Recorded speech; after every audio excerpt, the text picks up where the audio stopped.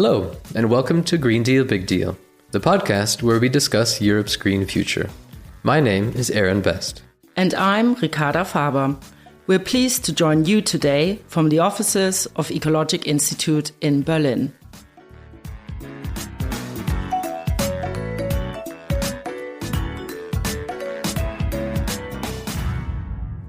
In this podcast series, we explore the ins and outs of the European Green Deal, the EU's flagship environmental initiative. So far in this series, we've talked about mobility, fashion, agriculture, climate change, plastics, and finance.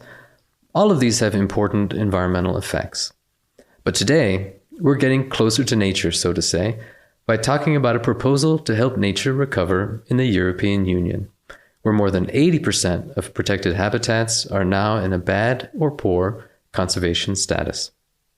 In June 2022, the European Commission put forward the Nature Restoration Law, which aims to restore at least 20% of EU land and sea by 2030 and all ecosystems needing restoration by 2050.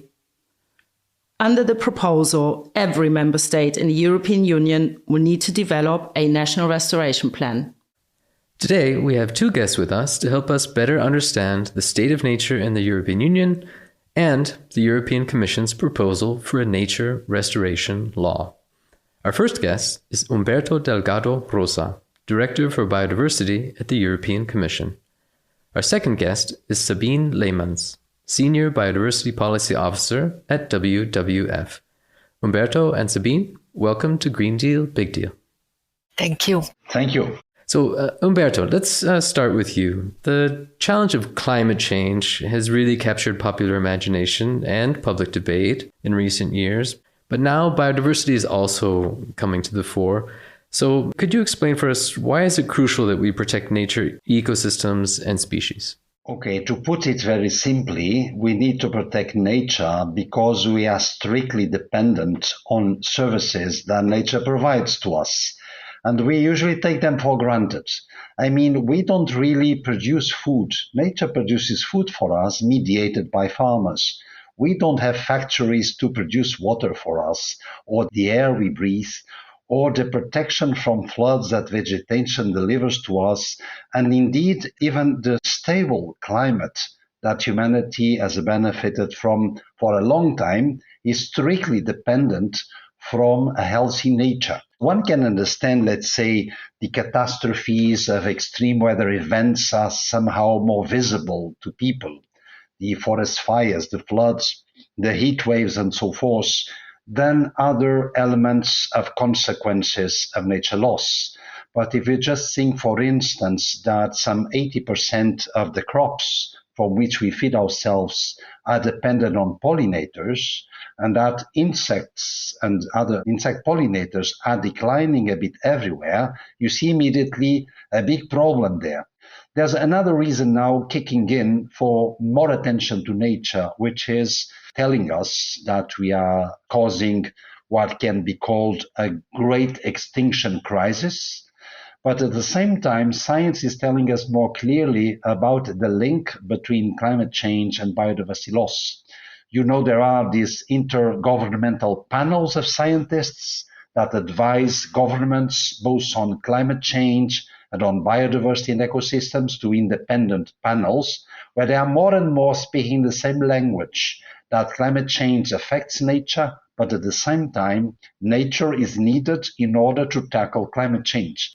And now, while we had a climate agreement for long, notably the Paris Agreement that everyone knows about climate change, we also have now a global deal for nature that was finalized in December 2022, and which is as meaningful in terms of quantification of targets for sustainable use, for protection, for restoration, and for linking with climate as we have in the Paris Agreement. So the political moment is different, and nature has kicked in as the next big thing together with climate change.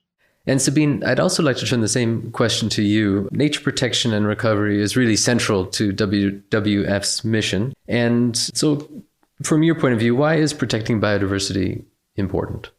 First of all, I would like to emphasize that it's important to protect biodiversity for its intrinsic value and its beauty. And I guess many of us have childhood memories of being in nature. Me, for instance, as a 9-year-old, I loved observing how tadpoles were evolving into little frogs in a pond near to our house. And this is really important for children everywhere. And we need to make sure that next generations can continue to have these experiences. But as Umberto already underlined, we should not only protect and restore nature for nature itself, it's also for us, for people, for society at large, that it is important.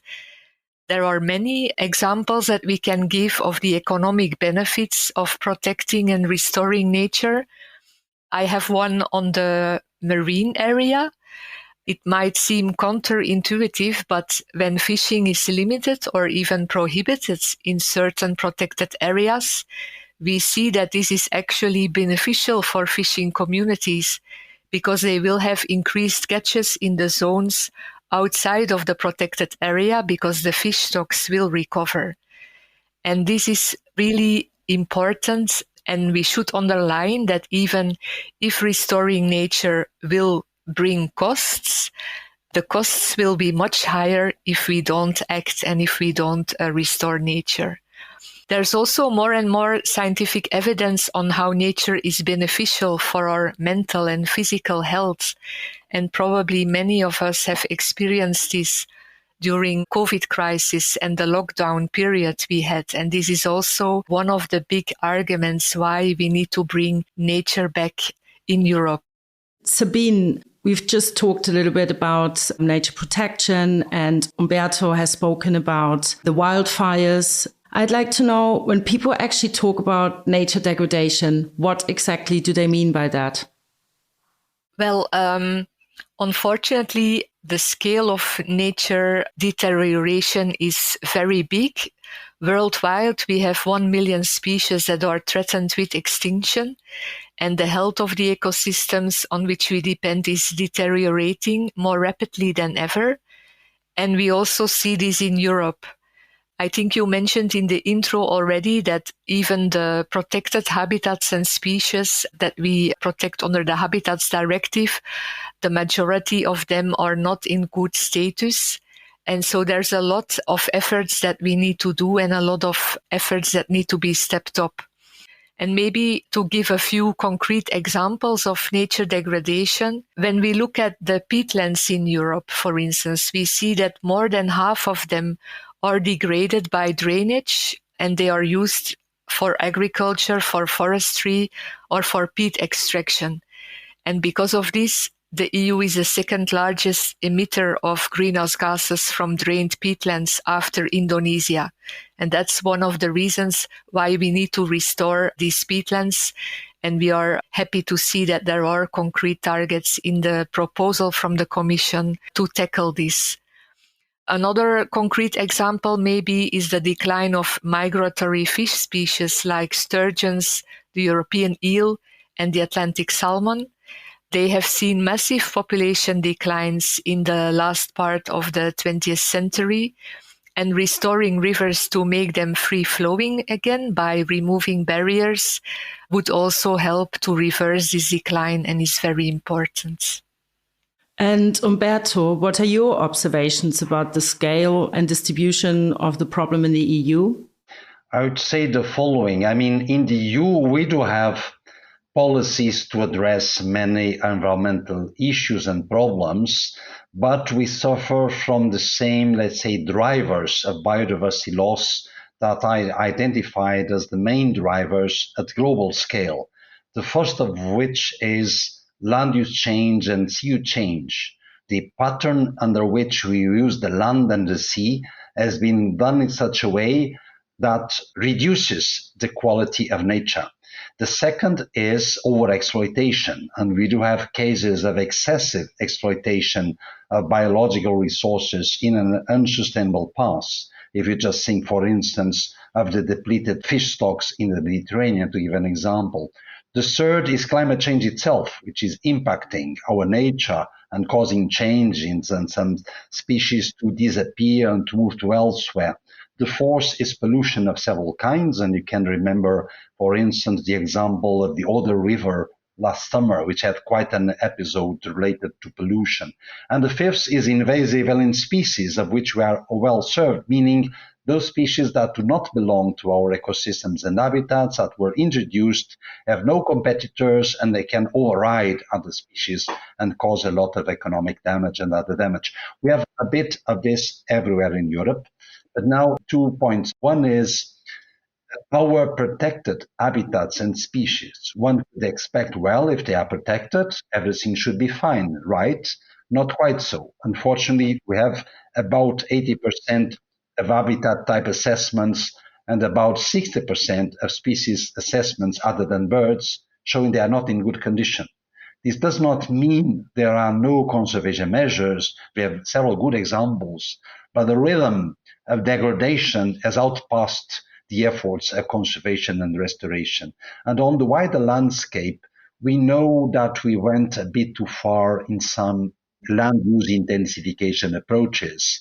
For instance, this model of producing crops by further intensifying a monoculture with chemical inputs, it's reaching its limits. And in some areas in Europe, we went too far on an industry-driven forestry model that brings an even-aged monospecies approach that is less resilient. So we have many examples of degradation, both from the side of what should be protected and is not totally well protected, but also on the wider landscape and seascape, by the way, where we have degradation in the EU. We're going to talk about the nature restoration law proposal in just a second, but before we get there, let's talk a little bit about the historical context. The problem of biodiversity loss has been going on for a while, and past EU efforts to address that have not been successful so far. So help our listeners understand why that is. What have we learned from these unsuccessful past efforts like the biodiversity strategy to 2020? Okay, let me try to put it this way. First, one thing we've learned is that having just nice intentions does not necessarily drive action. I mean this on two angles. First, voluntary approaches are a nice approach, of course, but often they are not enough. We have seen, for instance, voluntary targets on nature restoration did not really deliver enough in the EU, and we had a bit of this voluntary approach on nature restoration. That's why we will be discussing the nature restoration law today. We are now moving into bindingness. But the other element is humans seem to react well to targets. So when we have a quantified target, a goal that was set, politically agreed, and that we know how to monitor, to verify, to report, this usually drives action. Even if the target is not attained, it drives action. So what's the big difference, I would say? What we have in the biodiversity strategy for 2030, which, by the way, is the most ambitious the world has ever seen on biodiversity, and I say it proudly, it showed what we wanted to attain globally in this New Deal for Nature that was agreed in Montreal in 2022. And especially we would need more quantified targets, and we have them in the biodiversity strategy. We have quantified targets for protected areas, quantified targets for nature restoration on several grounds, for reducing impacts, for instance, reducing 50% of the risk and use of pesticides until 2030, or reducing 50% of nutrient losses until 2030. I think this element of quantification with a capacity to monitor and to verify is the new deal breaker that will help us. A further element, if I can still add, is, of course, resources. And we now have also much stronger provisions on funding, both notably from the EU funds. You know, we used to have in the past wave of EU funds, there was already a climate target quantified. X% of EU funds would need to be invested in climate. But nowadays, we still have a climate target, but we also have a biodiversity target. We should have at least 7.5% of EU funds as from 2024 going to biodiversity, and at least 10% as from 2026. So Sabine, Umberto has given us an overview of some of the historical aspects there. Do you have anything you'd like to add to that from your perspective? Yes.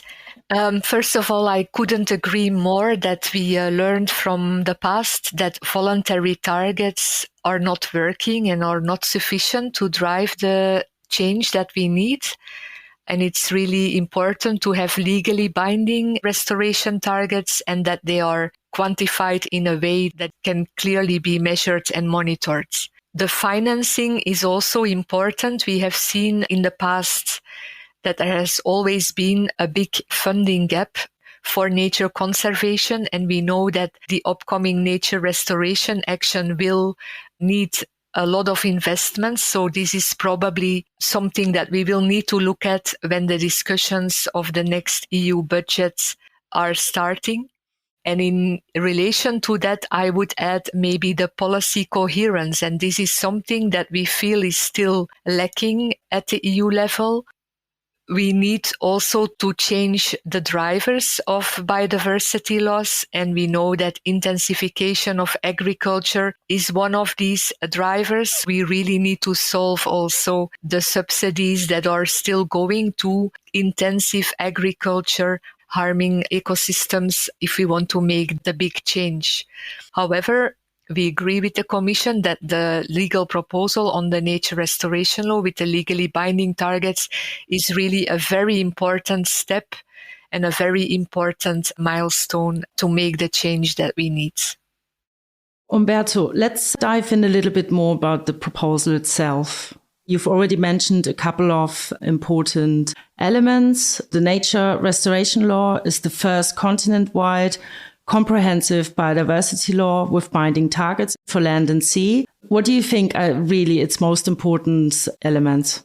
Before the nature restoration law, let me just add one thought coming from what Sabine said, which is, of course, policy coherence is very important, and it's not fully achieved for sure.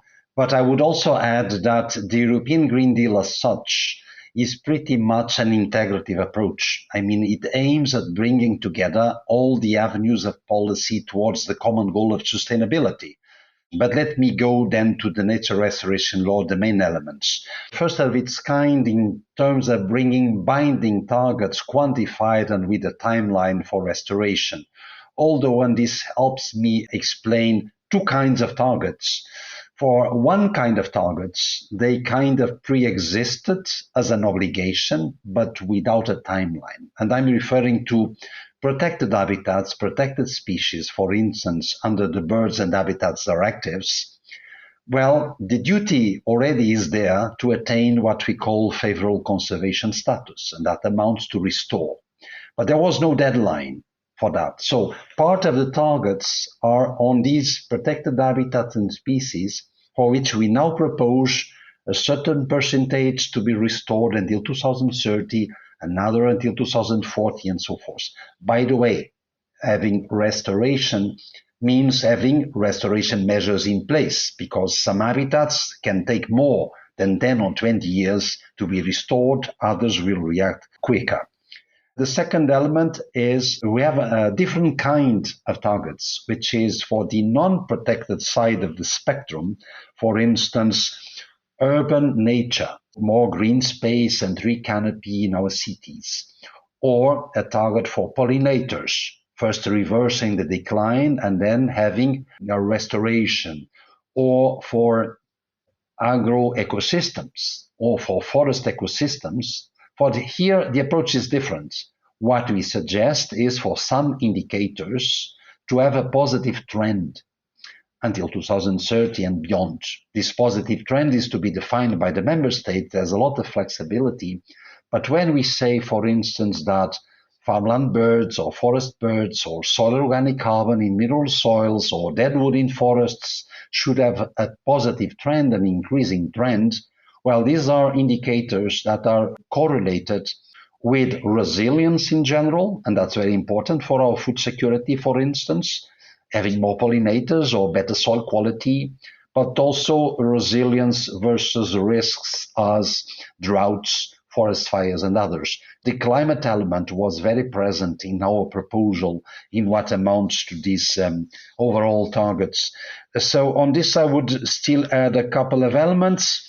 Sabine referred to peatlands. Well, indeed, drained peatlands under agricultural use and other uses are the main source of emissions, and they don't amount to a lot of agricultural area in the EU. So we are proposing targets which make a lot of sense from a climate mitigation perspective, which is to restore drained peatlands with a lot of flexibility, again, for the member states to decide on the future nature restoration plans we propose they should do, how to get there. So basically, you see, we set the targets, we allow the how, when, and how to finance for the member states. This is a flexibility element within it.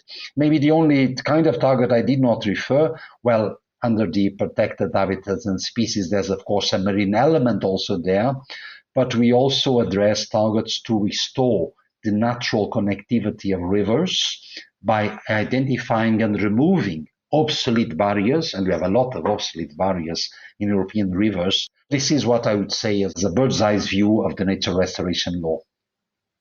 Sabine, as you represent an environmental NGO, you've already mentioned you're in favor of the nature restoration law, but can you tell our listeners what has been the reaction of environmental NGOs like the WWF regarding the proposal?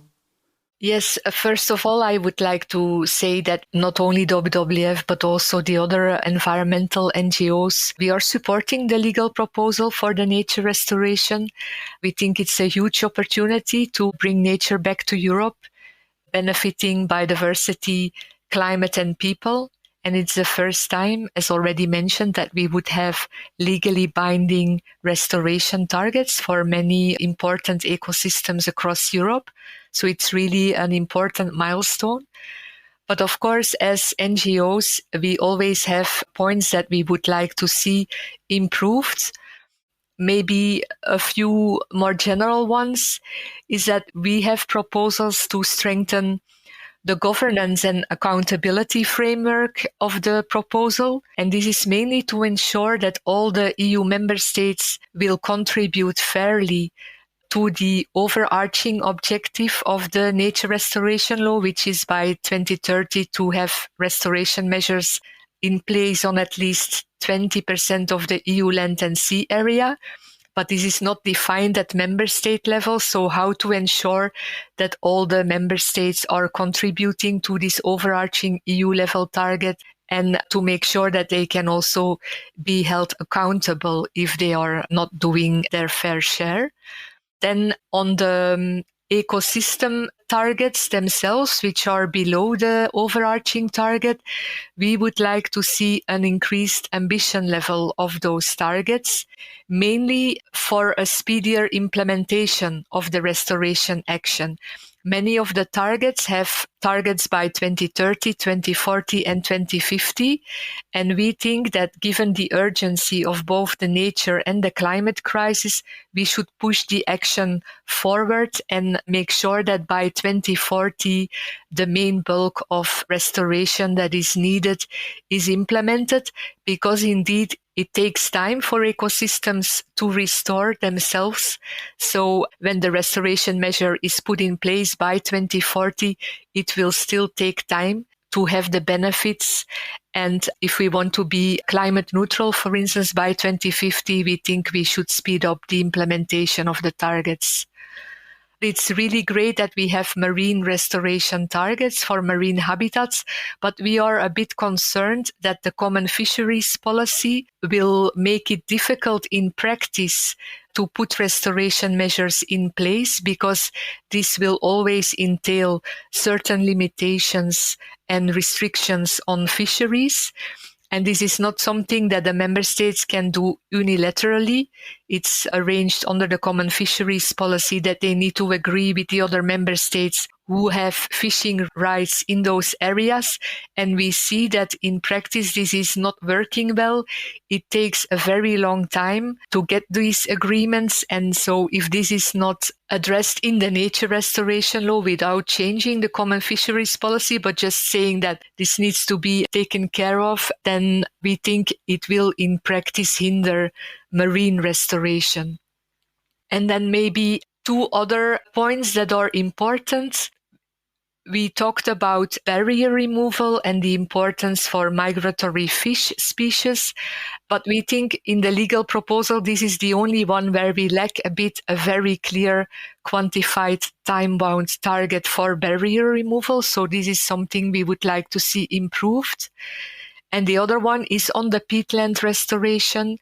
It's already said that it's very important both for biodiversity and for climate, but it's clear that if you want to restore a drained peatland, you need to re-wet it. So in the legal proposal, there is made a difference between restoring and fully re-wetting peatlands. And according to our view, you cannot restore a drained peatland if you don't re-wet the peatland. And we would also like to see this expanded, not only looking at peatlands that are currently under agricultural use, but also looking at the peatlands that are under forest use, for instance. Umberto, Sabine just mentioned that this is still a legal proposal. And this is a nice opportunity for our listeners to learn a bit about the EU policy context and legislative process. Could you walk us now through the nature restoration law and talk about that process then? What can we expect, by when, etc.? Yes, absolutely. I'm pleased to do it because actually I do believe that the EU has a virtuous process in terms of checks and balances. You know, there are three main institutions around the EU, which is, well, the European Commission is one of them, the European Parliament and the European Council, which represents the member states. And only one of these institutions has the capacity or the duty and right to make proposals, and that's the European Commission. But it does not have the capacity to approve its own proposals. That's for the other two entities to do it. So at this stage, what has happened? Well, we have adopted the proposal from the Commission in June 2022, and we have submitted it to the other two organizations, what we call the co-legislators, the Council and the Parliament, which will have to agree on a common final text that will then become EU legislation. Both institutions, the European Council and the Parliament, are now examining the text in parallel, and each of them will adopt their own position on what changes they would like to see in the Commission proposal. The Council is expected to have their position adopted at the June Environment Council, and the Parliament is likely to vote in plenary on their position in July.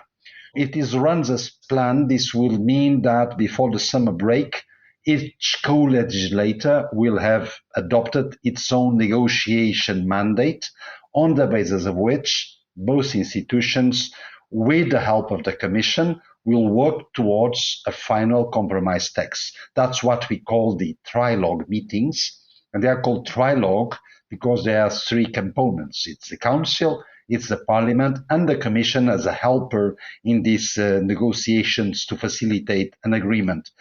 When an agreement is found, then it will need to be formally validated both by the Council and the Parliament before the legislation is finally definitely approved, and this is expected to happen before the end of spring 2024. This is the process and the timeline. Great, thank you for that. And so, Sabine, as Umberto just mentioned, we are in the middle of that process as we speak. And I'd be interested to hear from you. What are some of the key debates that are taking place right now? Who are those stakeholders that are raising issues, making proposals for improvement, for example? What are people saying they'd like to see changed? There's quite some strong opposition from vested interests against the legal proposal for nature restoration. And we see the agriculture and forest sector as being very vocal. This is a pity because it's actually in the interest of farmers and forest owners to have resilient ecosystems so that they can continue to do their farming activity and their forest activity. And it's a pity that they are so defensive while the nature restoration law is not really creating any legal obligations for them directly. The targets are for the member states. It's the member states that will develop national restoration plans where they will clarify where and how they will restore. And this, of course, will be done in participation and in discussion with all the stakeholders that are involved, including farmers, forest owners, and also environmental NGOs. We are a bit concerned about this opposition. Also in the European Parliament, which is, of course, the most transparent institution, so we can really follow what is happening there. And we see that certain conservative groups are using actually false facts. We should call them like nature restoration is bad for food security, or nature restoration will jeopardize food security. And they use these false arguments to actively lobby against the proposal, while we all know that it's actually the other way around. If we don't tackle the climate crisis, if we don't tackle the nature crisis, this will be a big threat for food security. We see that in the parliament, many amendments and proposals are circulating to try to weaken the nature restoration law, to limit the scope of the nature restoration law by deleting some of the ecosystems, for instance, deleting the targets in relation to agricultural ecosystems or forest ecosystems, or trying to limit the scope for the restoration action. There are a few member states who are clearly not in favor of the nature restoration law. And I think Sweden was one of the first countries who developed their position on the nature restoration law, which is unfortunately quite negative. And this is, of course, concerning to us as they have the EU presidency for the moment. And they are, I think, working to really get an agreement in June. But we don't see that they are trying to aim for the most ambitious position when facilitating the discussions among the member states. But I'm also looking forward to hear what Umberto might want to say about this. Yeah. Right, exactly. So Umberto, you work for the European Commission. What are your observations on the discussions of this Commission proposal? Okay, so let's go elements of big debates. Well, one first point I would like to raise is, in many minds, when you speak about nature, you kind of speak of a nice to have, but not essential. For many people, let's say, spending €1 in nature will sound like, well, aren't there better uses? But actually, as we show in our impact assessment of the nature restoration law, for each euro spent on nature, on average, you get a benefit of €8. And for some ecosystems, that can go as high as €38 per euro invested. Now, not all of this is, of course, money that you can put in the profit of a company. It's often, well, part of them are, but part are, let's say, public goods to which you should put then public money to bring them in. But let's say the perception on what it means to invest in nature is still far from the right perception. By another angle, I told you in the beginning, what's the main driver of biodiversity loss? Well, it's land use change and sea use change. So you can expect everything that is related to land use and sea use to be more at stake when we discuss nature restoration, if the perception wrongly is that either you have nature or you have a certain economic activity. And I've heard some very extraordinary statements like either you have more food or you have more nature.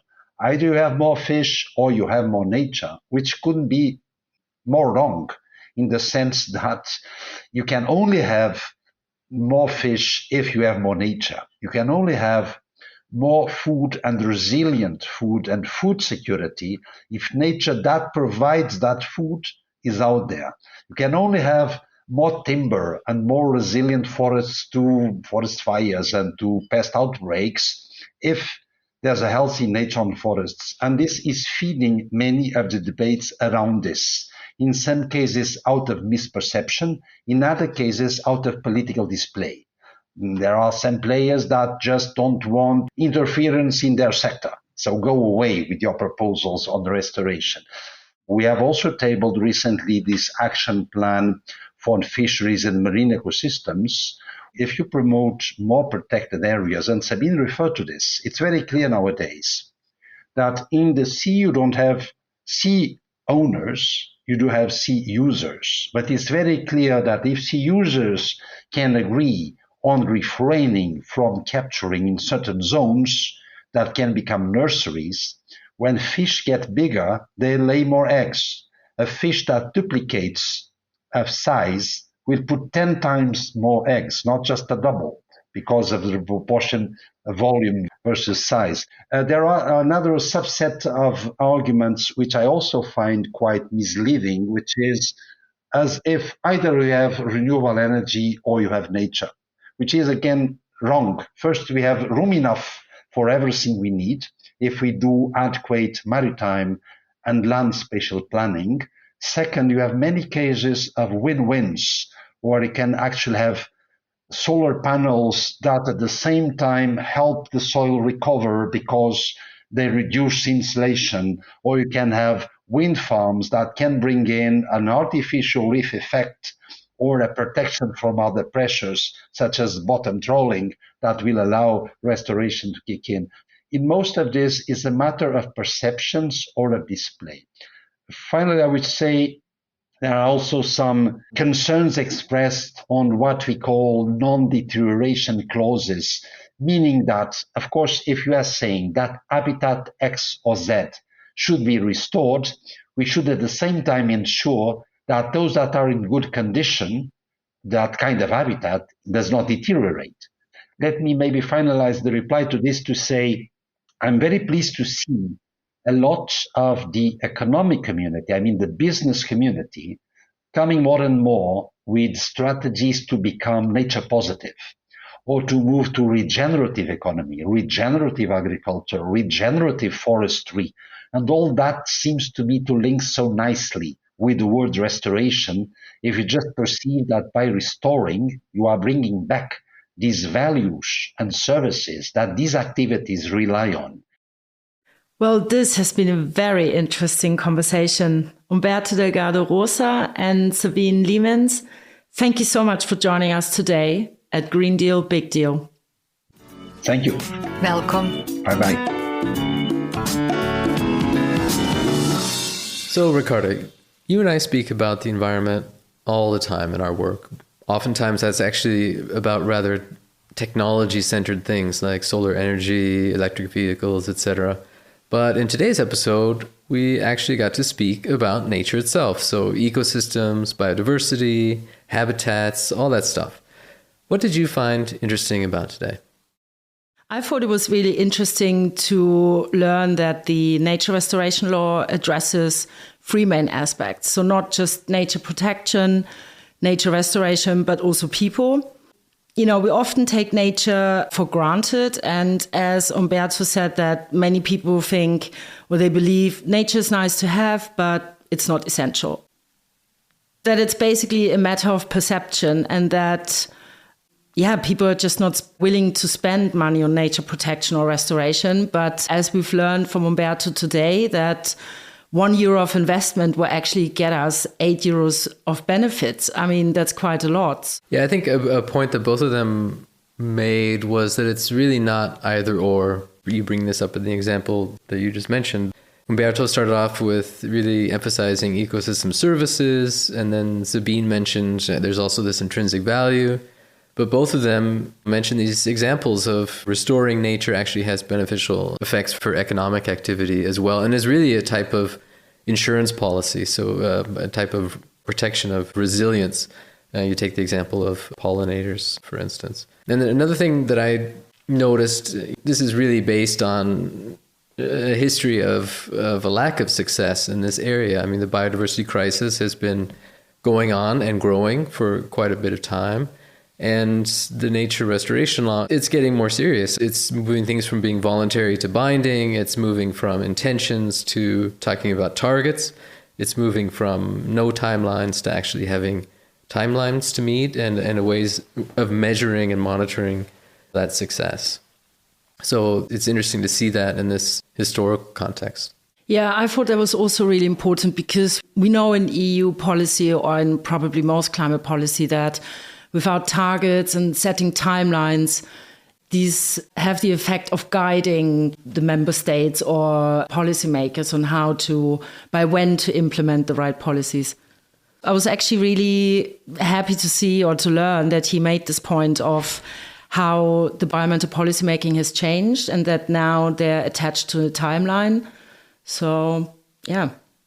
Yeah, I thought another interesting theme that came out also was the topic of coherence and its importance in policy. That's one thing that Sabine called for, more coherence. And then Umberto said, wait a second, the European Green Deal is the EU's effort for more policy coherence. And so we're really seeing that shift and debate and the formation of what does that actually mean and how do we evolve towards a policy framework that is more coherent in supporting multiple sustainability goals at the same time. That also goes into the point that Umberto made about the spillovers. I mean, it's all interconnected and we're not just addressing nature itself, but also other sectors. For example, if we restore our seas and the waters and then because of that, we will have more fish. That will have a major effect on the food system. He made a really valuable point with that. For so long, environmental policy has been playing defense, trying to protect things from further loss in a lot of contexts. And here we have a law that is explicitly about bringing nature back and acting as stewards in that sense. Umberto also mentioned this idea from various business stakeholders, etc., in thinking about how the human economy can be part of restoring and regenerating nature. And the EU taxonomy, which we covered in a different episode, actually is trying to define that framework and those thresholds for where something becomes restorative and is definitely sustainable and where it is taking us back. Yes, that's right. Actually, I was also thinking of the EU taxonomy.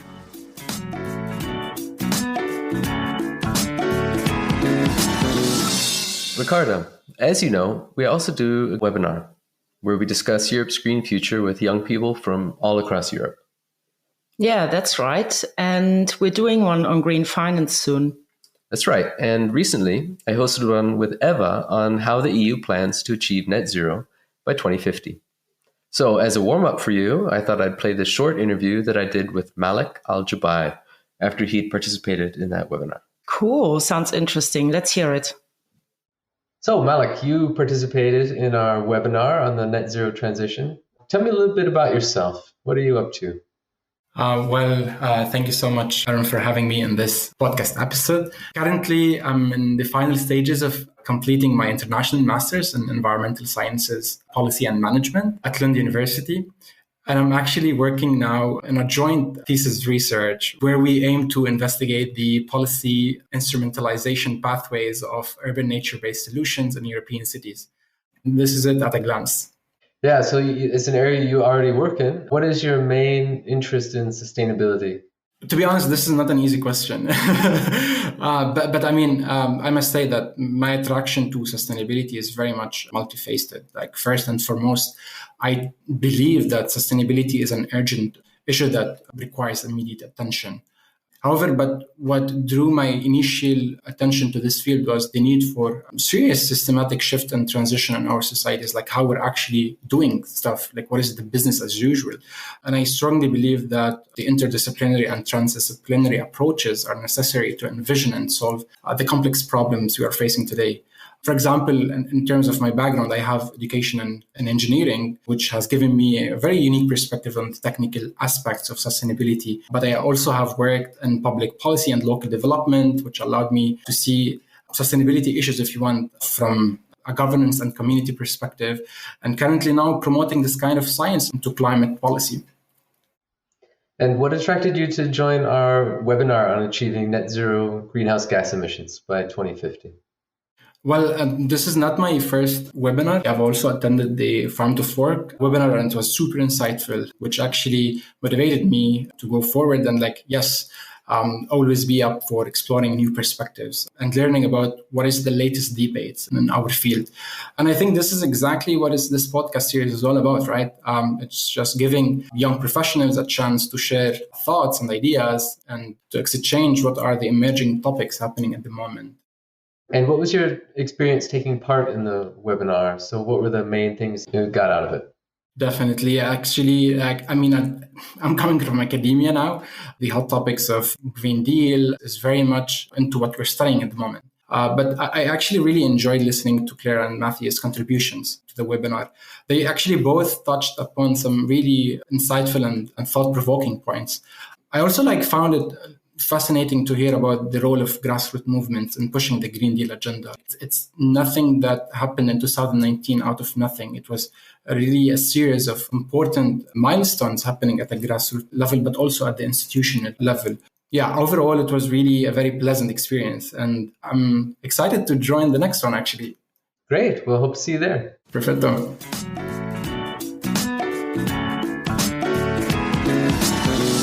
So that's all for episode 10 of our podcast. We hope today's episode helped you get a better understanding of the EU proposal to restore nature and protect biodiversity. We also welcome you to join our webinar series. You can learn more about it and sign up for upcoming webinars on our website, greendealbigdeal.eu. And to be notified about upcoming webinars and podcast episodes, you can follow our Instagram channel at greendealbigdeal. You can find other episodes of this podcast on all major podcast platforms and apps, including Spotify, Apple, and Deezer, as well as on YouTube. Please subscribe to the podcast to find the new episodes in your feed. This podcast is part of the European Environment Initiative, funded by the Federal Ministry for the Environment, Nature Conservation, Nuclear Safety, and Consumer Protection. The ministry supports this initiative on the basis of a decision adopted by the German Bundestag. The podcast is produced by Chiara Mazzetti, Eva Ivaszczuk, and Aaron Best. Sound design by Lena Abley, graphic and web design by Jennifer Rahn.